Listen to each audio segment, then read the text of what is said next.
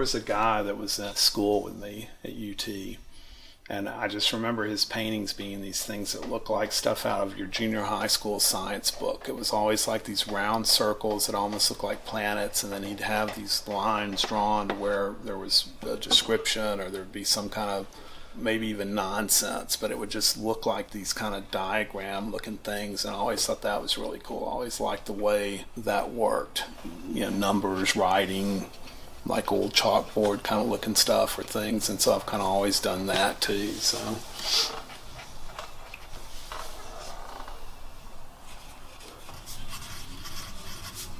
I mean, the point of what I'm doing is all these people did what they did because it came from here. You know, they're not doing it for a name or to be famous or anything. It was just something that they felt like needed to be done at that particular point in time, and so here they go, and then look what happened. And I kind of feel like I should at least write some of that to maybe plant a seed into somebody else to look some of this stuff up, or to maybe spark something in them to like, oh, I could do that, or I can do so, you know, which is kind of the point of what I'm trying to do with it. So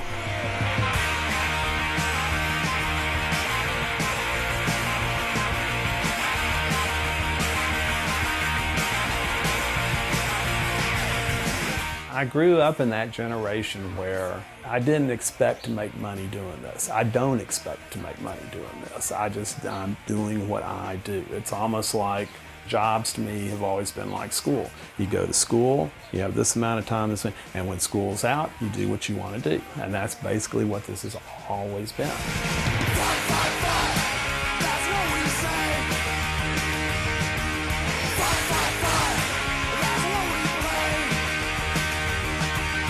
Lake Jackson, Texas. It's 40 minutes south of Galveston. So it sucked, and people thought that I was the weirdest kid in the school and that I was on drugs, which I didn't do any drugs. They thought that I was gay, which I was not gay. Basically music and surfing and Beth, it's kind of what got me through it all. He'd always write me the greatest notes, like with all these crazy drawings and stuff, so that's probably a good sign. Just being a surfer, you're already kind of like, you're not doing the norm thing, so the alternative is art. I didn't really have a name for it yet. It was just stuff that I did and things that I seemed to gravitate towards that I liked. Like when I came up here to go to school and I couldn't surf all the time, I started skating. We were all skating, and a friend of ours had bought a Jonathan Richman record. And I remember him putting that on, and it was Rockin' Leprechaun. And I just was like, that's the stupidest thing I've ever heard in my life. Put that on again. In the park, nearly dark, what do I now hear, hark, hark? Is it really leprechauns, and have they come back to rock and roll? I hate saying punk rock, because punk rock is so absolutely not what we were doing. But I just remember, like, right off, the barrier wasn't there anymore. You know, there was this community of, like, pretty amazing creative stuff going on, and I was just hook, line, and sinker. I thought this is the greatest thing ever. And it's just showing people how easy it is to do this stuff if you just put one foot in front of the other and do it.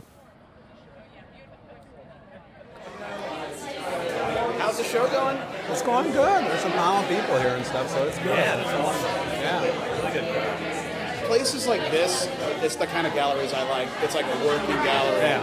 Like you can look at the back and see stuff like actually happening. So I love that stuff. Yeah. Is some of this stuff from the Rosa Parks? Rosa Parks went to Huntsville, and then it went to Dothan. And the Dothan show, they just took it down. He's so prolific. It's almost like art falls off of him when he's walking. It's insanity. I'm only in Texas for 1 year, and it's my year's mission for them to start to appreciate what they have.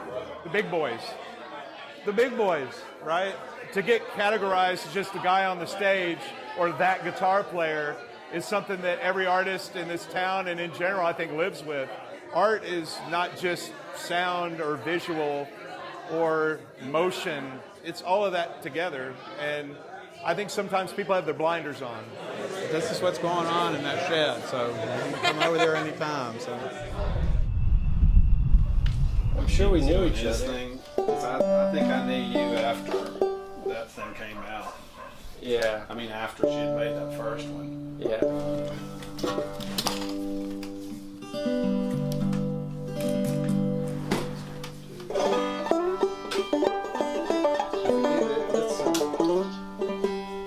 Yeah, I kind of took a turn toward traditional music, and Tim took a turn toward punk music. Free. Kia free. Kia free. Yeah, Tim just came to a banjo workshop I was given and had really good questions. Asked me if I wanted to trade for some lessons, so showed Tim a few things on the banjo, and I got an awesome painting of my banjo teacher, Mr. Oral Griffiths. But we don't really ever play. I mean, we've hardly played at all. You travel so much, and I'm still working, so. Yeah, and I like this stuff a whole bunch. That's cool.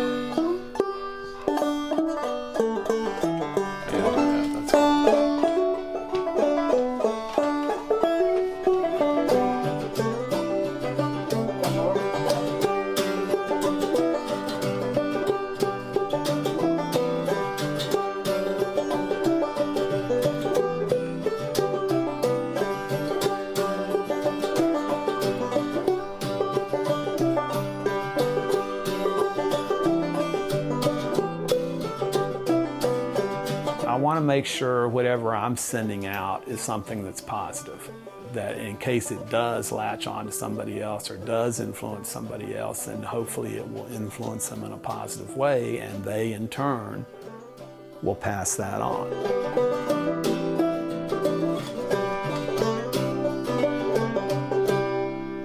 I hope I haven't seen the best thing yet. Totally honored by all of that and can't believe it happened and humbled and just crazy, but I can't imagine not living your whole life wanting to know more and wanting to figure out what's happening next and hoping that you hadn't seen the best thing next and like what's going on. So it's just this ongoing process of like realizations. So in a way you're searching, but not in the sense of like, I'll know it when I find it. It's like you're finding things all the time.